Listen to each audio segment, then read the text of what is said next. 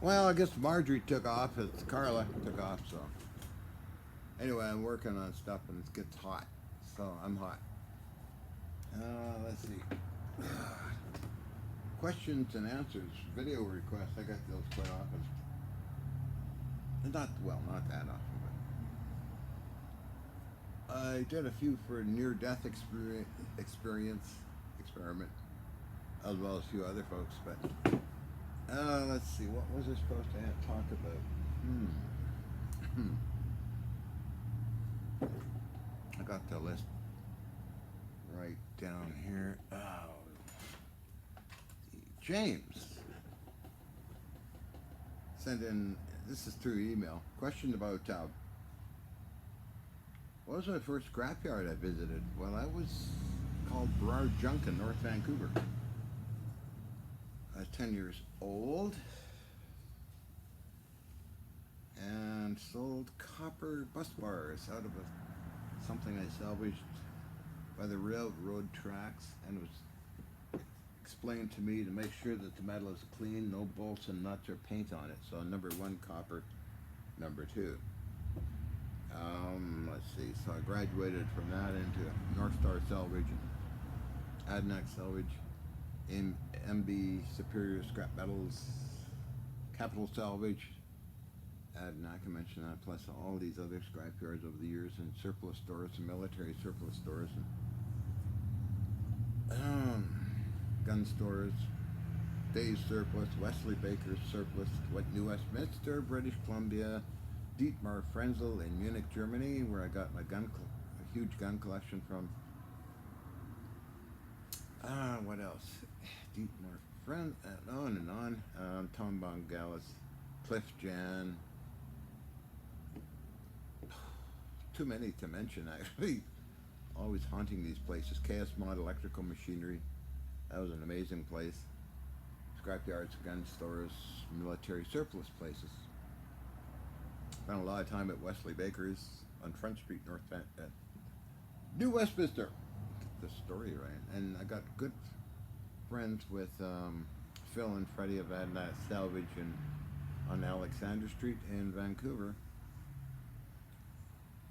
Tom Mangalis, ever since I was a kid, I was buying guns from him. Then later on, leads to the question when did I get my first guns? Was when I was about 10 years old at Hartley and Hayward. It was a double barrel 12 gauge shotgun, old style with hammers and a Ross rifle. This is in the days before the politicians have molded people's minds in all different countries about how guns are evil and nasty and all that stuff. So you got all these laws and things. It's just basically just to control you more and more and more over time and get rid of the guns and all that stuff. Ongoing mental illness, disease. As you can see, you got gun control in the United States, Canada, and around the world.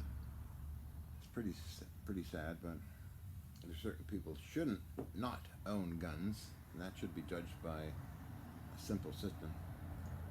But bureaucrats need money to survive. They're like cancer. They keep going and passing laws on just about everything because they got to survive and need money, and that's what they do. They don't care about your health or anybody's health, or the real truth of the matter is they just keep on being a parasite. So that's anyway. I'm going off topic. Okay. What was something else somebody wanted to know?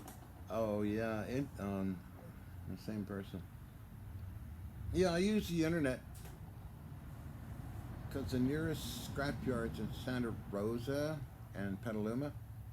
I've been there and fully enjoyed them. I've been to the gun shop down in Petaluma. Got the chance to handle a 50 Browning machine gun. I used to have about over 50 Brownings myself at one time. Original Colt 50 heavy barrel Browning M2. Now these things have got costly over the years, so extremely costly. From when I used to buy them around anywhere from $50 to $100. This military surplus, they got like 10 grand now for these things. But I had on the west coast of Canada, one of the biggest gun collections of old machine guns, probably on the west coast. Anyway, going off topic all over the place today. Yeah, so Ross rifle, double barrel shotgun hammers, and I went to Tom Bongalis later. My dad was very supportive of what I was doing. I was into chemistry as well, electrical stuff, and acquired stuff that was easy to get hold of and not costly. My first lathe was actually free.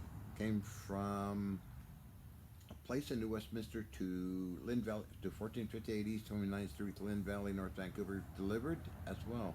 This is a Warner and Swayze turret lathe. I'm answering a lot of different questions people had, or two people had in their emails to me about video requests and answers and what you're doing and all that stuff. And yeah, so what else was there?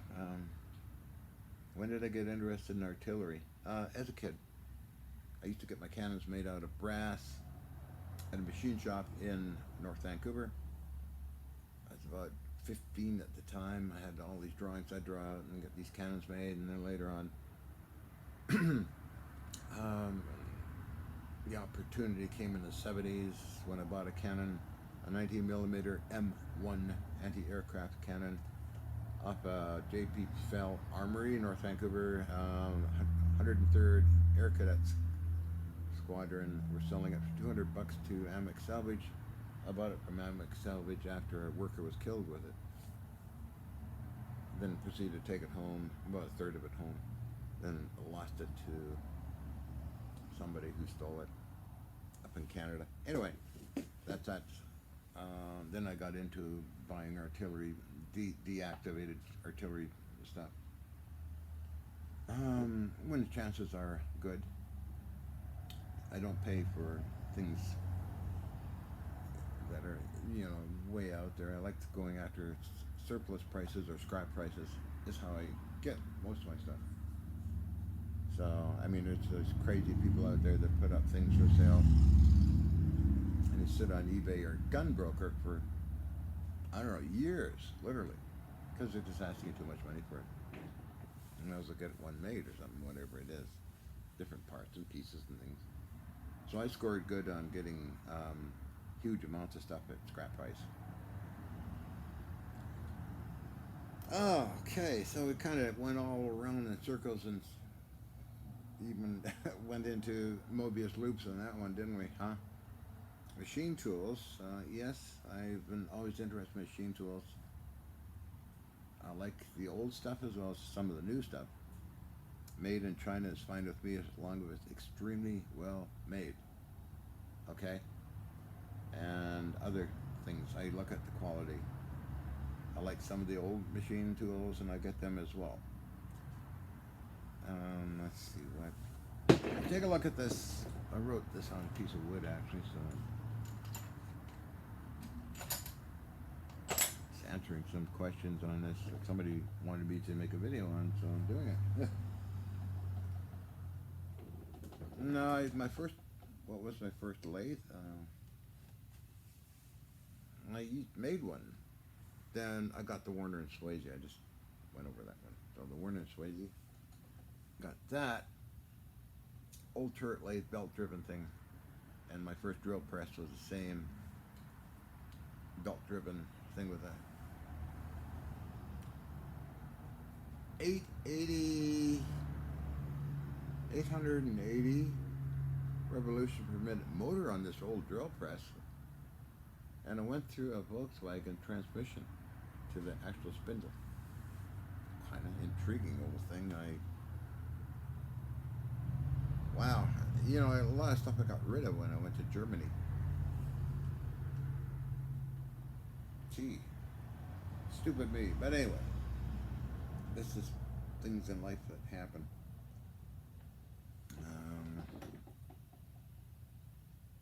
And what's my opinion on COVID-19? Really, I don't know. Just like a flu virus, I guess. I think that people take dietary supplements and zinc and all that. I think they're doing pretty good. There's too much flack going on about that whole thing and the vaccines and everything, so I'm not qualified to answer anything like that. But personally, I'm not taking any vaccine, and because I take supplements and zinc, and I like to have my own immune system deal with certain things and build up the immunity that way. So that's my opinion on that. What else did he want to know? Hard to see this thing. What's this dust?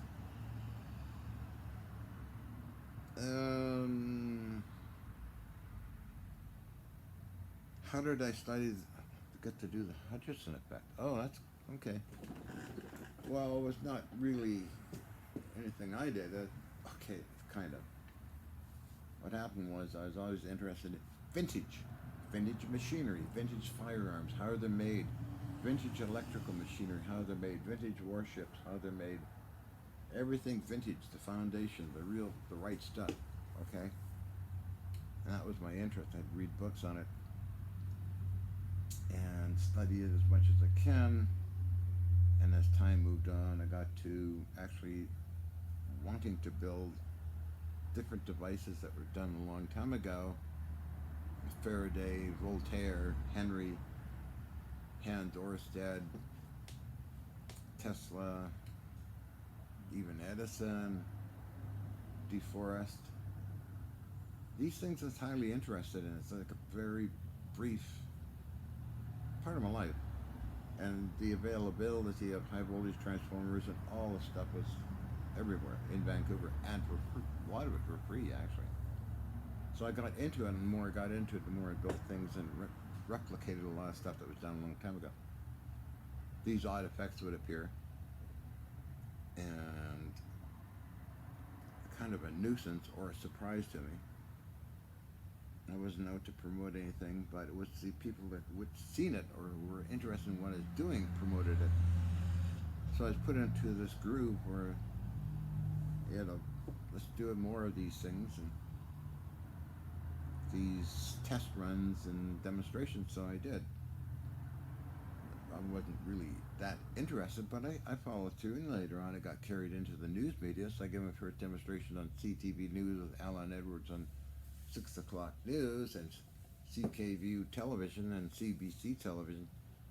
I carried into George Hathaway and Pizarro and others were carrying it all into these military industrial people, the governments of Canada, USA, Germany, and Japan.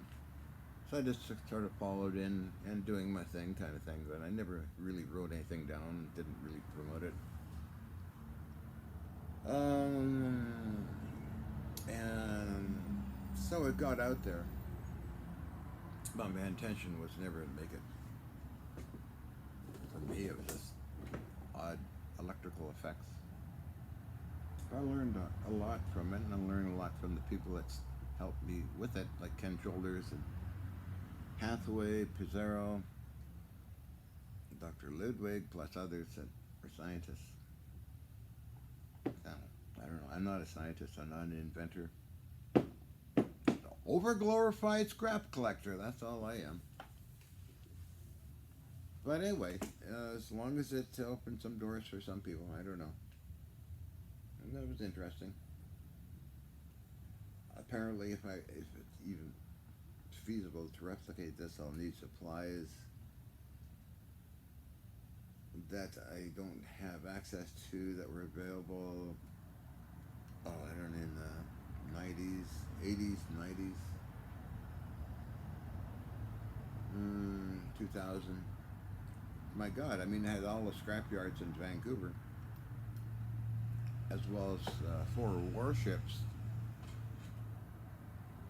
that I spent 5 years with, taking apart the artillery cannons, and all the electronics was my job. Plus, later on, I was offered a job, a situation where I could travel with Wes Roots, project manager, and be a consultant on how to take apart artillery pieces.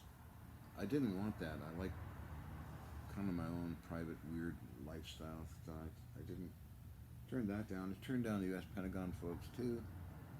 as Timmy Ventura's letter about my stuff was shown in the U.S. Pentagon, and that they could set me up in a place. It's not. No.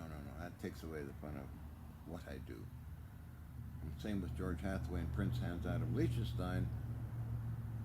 The thing, if I went to Toronto and worked with George Hathaway, funded by Prince Hans Adam Liechtenstein, then I mean, I got all the letters showing this kind of thing, but it's not. It doesn't. That doesn't interest me. So what? So it takes me out of the groove of being creative. Sorry. I guess sometimes people wanting a free energy device. Well, I'm thinking, well, okay, I can build you something, but my time is money, and I have other projects, and that, well, they like that. It's okay. I had the RIA Trade Group, Carl David Anderson in Vancouver, and some others gave me 10 grand to make 1 milliwatt and 1 electron volt, and I did it, and they were happy. We were waiting for more funding from China, but that never happened. Then the Japanese got involved. I said, sure, I can make you these things. They gave me $250,000. That was Mr. Hiroshi Amabe and all the other Japanese folks. As time moved on, I met Thomas Messer from Germany, the Messer Gas Company. People, hospital gas, sponsored me for $250,000. I kept my bargain. I made these power cells. But again, we were met with nobody's really interested. Same with Richard Brewer, chief civil engineer at Tar Sands, Canada. We got along fine, and we took a prototype to the Canadian government in downtown Vancouver. Canadian Research and Development people said, we don't know what to do with this kind of stuff. You take it to the military. So Richard didn't really like that, but he had to go back to the United Kingdom to take care of his ailing father. So it goes on and on and on. So, sure, it's not a big interest of mine. Okay, but I'll make these things for, let's say, trade or something, or earth currency, as I call it, money. Otherwise, my dynamics of being creative goes into machine tools for a while, into old guns, into old electronics, old warship stuff, old metal things, so old ship parts. What else? Anything that's well built. I don't really have an interest in modern plastic things, aluminum things. So I'm really not that interested in it. I mean, if somebody came along and gave me an one of those modern AR-15, I really wouldn't want it. If somebody came along and gave me a real gun, meaning that made solid, like an AK-47, I said, oh, that's neat. So that's kind of how my mind works. I don't like plastic or aluminum things. It's just, to me, it's trash, and also pot metal. No. Okay. So, anyway, just the way I'm programmed myself, or had been programmed over the years, or whatever the problem is, I don't know. So, answered some of those questions today. Let's see, what else can I answer? Take a look here and see. Oh, okay. Okay, that's my former girlfriend Jen Gaza in Vienna. And yes, her granddad was Antoine Gaza, who helped develop the Orlikon, as well as the helicopters and other unique things. And yes, I did visit the main house in Vienna called the Gaza Residence. Yes, Anton Gazda went to Rhode Island and had a house in Wakefield, which I know the owner of the house now.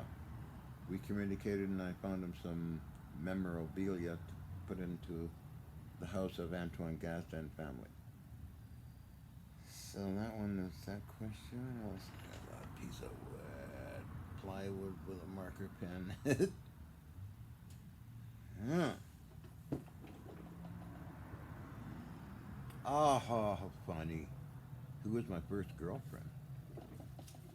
Well, wasn't that as Shirley Temple when she's a woman? What was her address?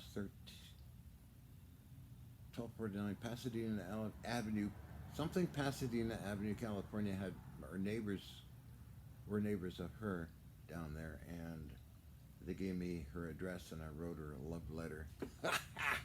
And she wrote back with a big kiss mark on this letter. Oh God, I wish I still had it. Maybe my sister has it. That was a long time ago when the galaxy was young. That was my first big crush.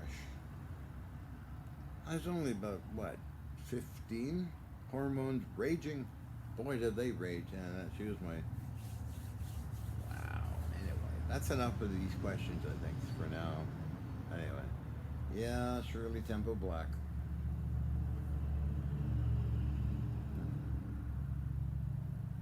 Well, that's basically most of the questions. A bunch of others there, but I think I haven't got time to answer all those. But, oh, well, no, I lived in Edgemont Village, 3045 Crescent View Drive, North Vancouver. North Vancouver. My dad was branch manager of Collier's Encyclopedia Company, West Coast of Canada. Was offered also to be the main manager for Australia, but he turned that down. So I'm glad I didn't move to Australia, I think. Who knows what other crazy timelines I would have opened up or were presented to me. So, answering, what kind of license? It's called the FAC, Federal Acquisition Certificate, Canada. I had the one that allowed me to buy anything. And I don't know what the laws are now. It's been a while since I've been there, but I had my, I got 3 FACs, 4 FACs. They changed a little bit over the years. Before that, you can register pistols and machine guns at the RCMP's office. It's Corporal Tate who helped me with that. I still got the letters on that. Then Trudeau brought in gun control into Canada, and then making a lot of people like get in trouble. I was hit with the RCMP Constable Majalko. Of course, I won all my cases and all the guns were returned to me. You can see the old newspaper clippings I put up on the internet. Then you had to add a FAC, and then I moved it to Germany, and I just got a written certificate from the Deutsch. Forget when was that? Because I was buying guns there, and I still have the guns I bought there. They went through the RCMP when I returned a couple of years later, and then the gun control slowly kept changing in Canada. Then I had stuff registered and pistols and machine guns and all that stuff. And then I went traveling again down to the United States, around the world. So I see in the United States, you guys got gun control quite strong down here. So it's a matter of time before, again, I mentioned that before, but before, the creeping paralysis of your freedoms will be slowly taken away. And guns in most likely every country. So I think that's going to wrap it up for now, and it's going to be a long, boring video, maybe for some, but for you who wanted these questions and video requests, it may be interesting, I don't know, we'll see. Thank you very kindly, guys. Okay, off I am.